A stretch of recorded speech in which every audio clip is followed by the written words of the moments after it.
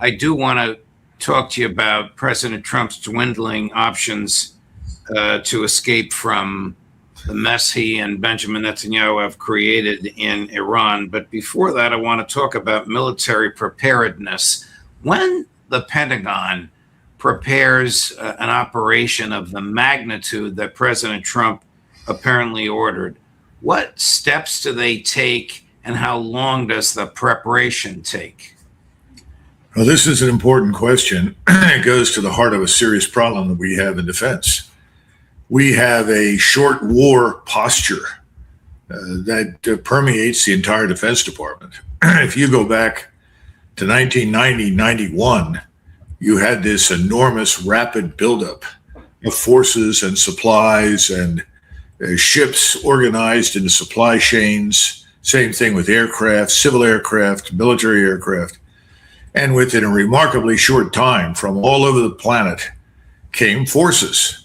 Now, we were lucky we were able to do this without interference from any of the missiles that Saddam Hussein had at his disposal, which, had he used them, could have been devastating. But the point is, we had on hand, on our shelves, plans regarding how you would mobilize and move all kinds of forces, air, space, sea, and also how you would re-task satellites and satellite arrays in space to support the communications and operations. So we were prepared because we had spent decades preparing potentially to fight the Soviets in Central Europe. So that was assumed to be a potentially long war. Now, there were different estimates, but the point was that you had to be able to fight for at least 6 months, if not longer. And that, of course, would then be accompanied by national mobilization and so forth. We don't have that, Judge. There was no mobilization per se. We were living on whatever still exists.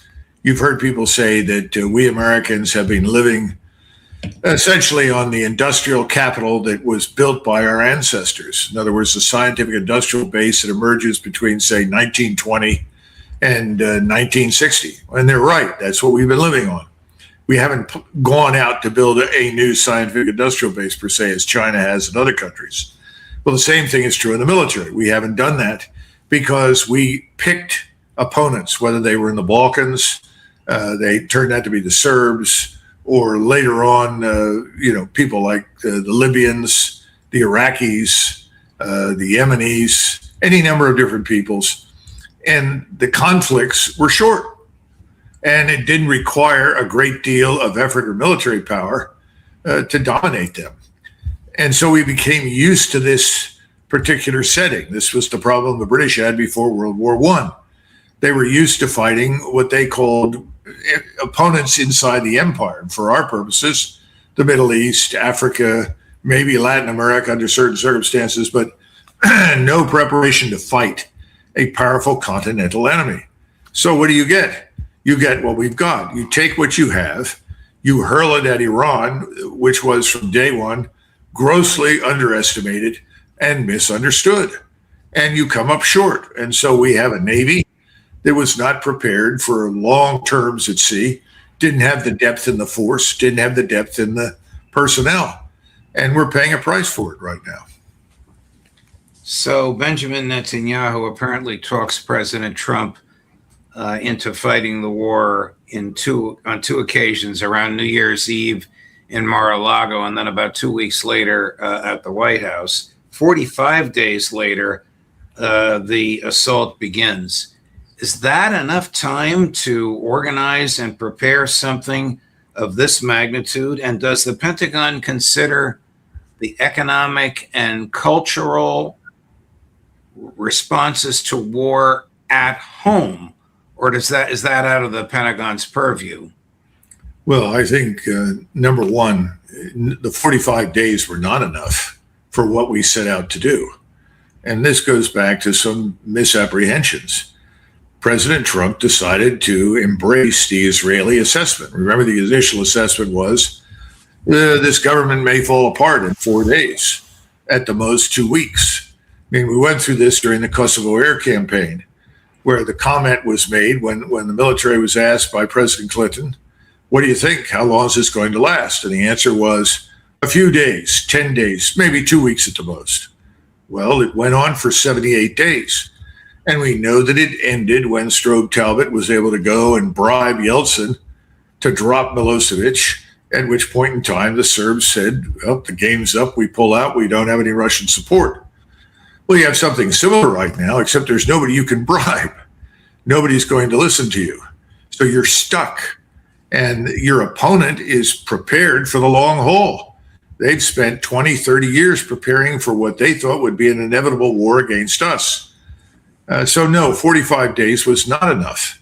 Now, as far as the second thing is concerned, when you start asking hard questions about yourself, about what is the social cohesion of the United States, what's the impact on this all-volunteer force, which in the aftermath of Vietnam, let's be frank, was kind of an expedience. It was designed to get us out of a very bad situation with the American public. And again, that force was fine for Iraq and the circumstances and the duration of that campaign, but not much beyond that. And then we made it smaller. So I think the answer to the second question is probably no. And then you've also misjudged your opponent. It's not just a question of how are we going to react and what do Americans think. I don't think there was any thought given to the possible requirement that you'd have to go out there and convince Americans that this was an existential threat and that our response had to be an existential one. It's not. Nobody believes that.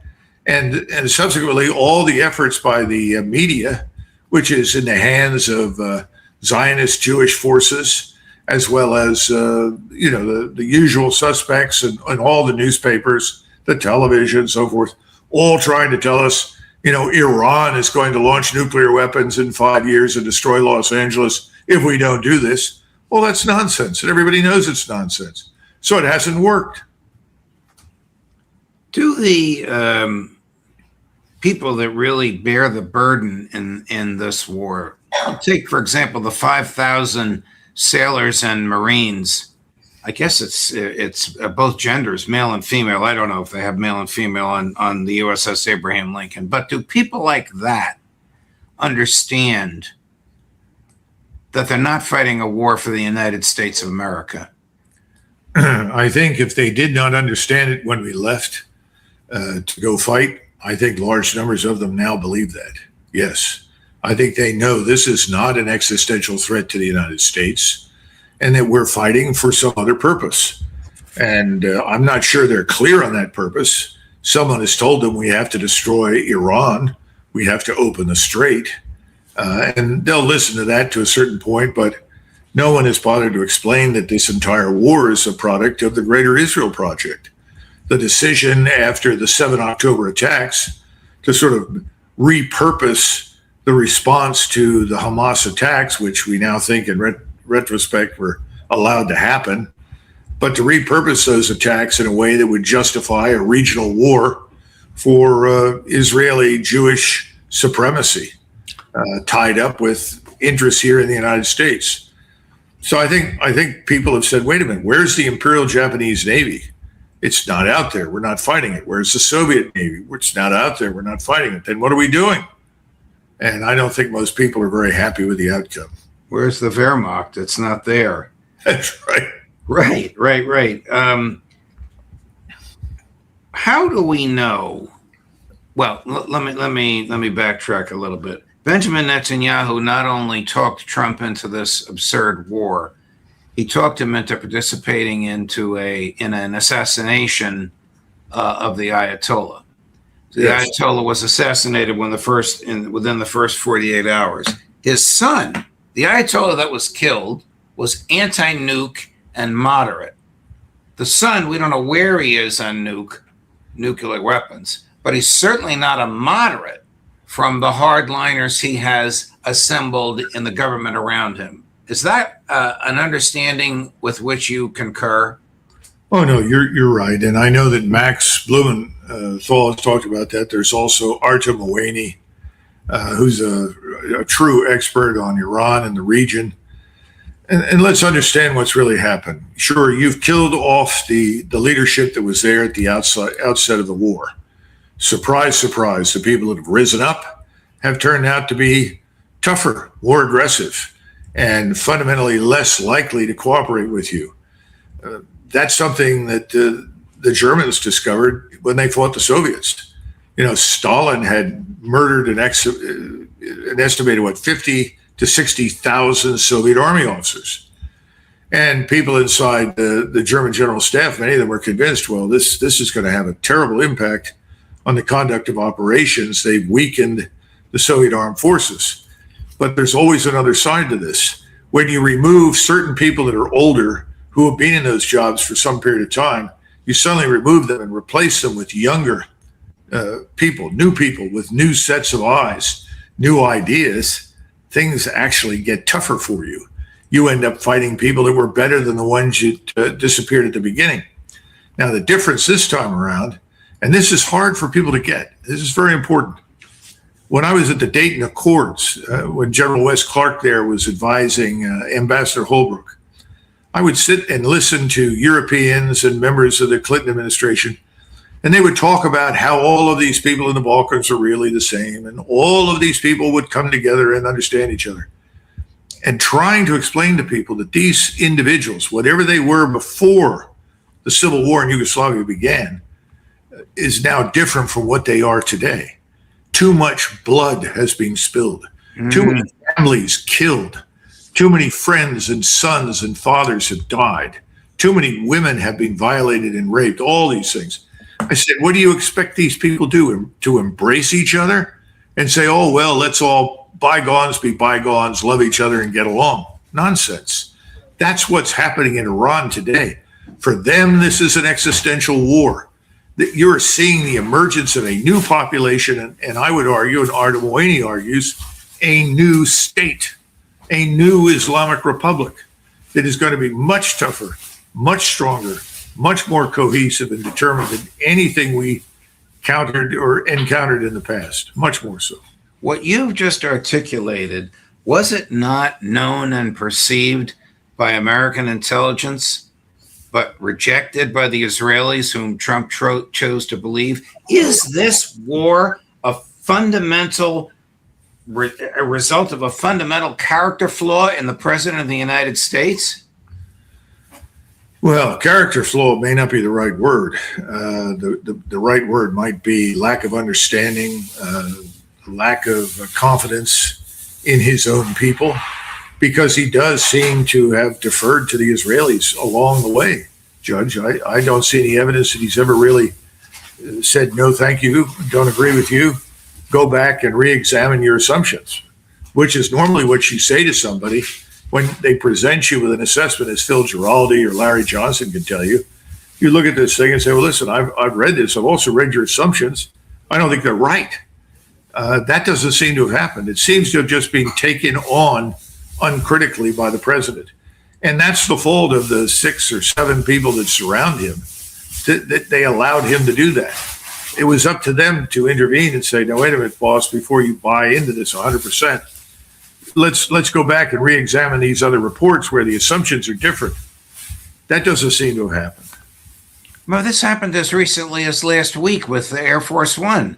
Mossad said, we have intel that the Iranians are going to attack the plane with a missile. You better get the president out. CIA said, no, with very low confidence in there, very low confidence in the Iranian threat. Trump chose to believe Mossad, leave his senior staff and cabinet members on the plane as a decoy and go hide in another plane because Netanyahu's people wanted to scare him. Well, I saw some pictures of the president in one of these trucks carrying supplies for the aircraft, and several people told me he looked really good with the vegetables. Listen, I can't explain all of that. I mean, obviously, he wasn't terribly worried about having to replace the people on the other plane. That may tell you something. But beyond that, it just doesn't make a lot of sense. And if you're going to be the commander-in-chief of the U.S. Armed Forces in wartime, you have to listen to people that are concerned about your safety. But at some point, you can't say, I'm going to sneak out of here.